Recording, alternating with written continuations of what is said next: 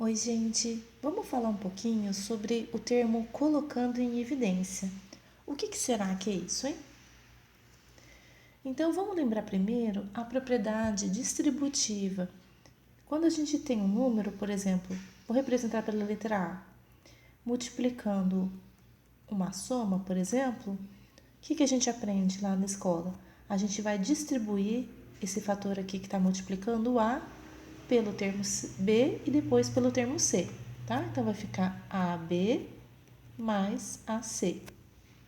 Então, por exemplo, se eu tiver 2 vezes 3 mais 1, olha, quando a gente tem esse parênteses, a prioridade é aqui no parênteses, né? Então, daria 4, 2 vezes 4, 8, ok? Mas vamos usar a distributiva. Então, vai 2 vezes 3 mais 2 vezes 1. Então, aqui vai dar 6, aqui vai dar 2 e dá 8 mesmo. Tudo bem. Então, essa é a propriedade distributiva aqui da multiplicação. O caminho oposto seria o seguinte: se eu tiver agora AB mais AC,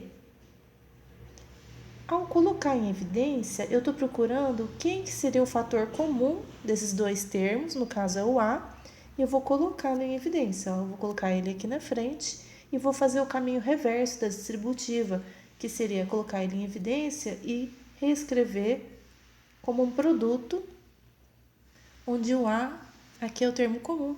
E aí você vê o que é o caminho reverso mesmo. Se eu distribuir AB mais AC, vai dar AB mais AC, que é o que eu tinha antes, ok? Então, eu estou colocando este termo aqui, no caso A, em evidência, tá bom? Está em evidência. Bom, vamos fazer uns exemplos. Então, exemplo, eu tenho 10x mais 10y. Aqui é evidente, né? Tá redundante que o termo em comum é o fator 10, tá bom? Então, vou colocar o 10 em evidência, x mais y. E aí você pode fazer distributiva para conferir se deu tudo certo. E agora vamos dificultar um pouquinho. Então, se eu tiver 5x mais xy, não é tão difícil assim, né? A gente vê que o fator comum é o x. Então, eu vou colocar o x em evidência e abrir o parênteses, colocar o primeiro termo 5, né? Que 5 vezes x volta ao primeiro termo, mais y. Ok, então foi um pouquinho mais difícil porque eu utilizei uma variável. Mas vamos lá, vamos ver outro exemplo. 8s menos 2t. Agora, a gente vê que 8 e 2, eles têm um múltiplo comum, né? Que é 2. Então, vou colocar 2 aqui. E aí, do lado de cá fica 4s, né? Porque 2 vezes 4 é 8, menos t. Poderia ter escolhido outra coisa? Pode, você pode escolher 4 também. Se eu colocar 4 em evidência, daria 2s menos, só que 2 não é suficiente, né? Eu precisaria de um fator meio para conseguir recuperar o meu 2 do lado de cá. Então, aí daria certo, ó, 4 vezes meio, metade de 4 é 2, tá bom? Então, nesse caso aqui tem outras opções. Eu posso colocar 8 em evidência, posso pôr outros termos em evidência, não necessariamente o 2, tá?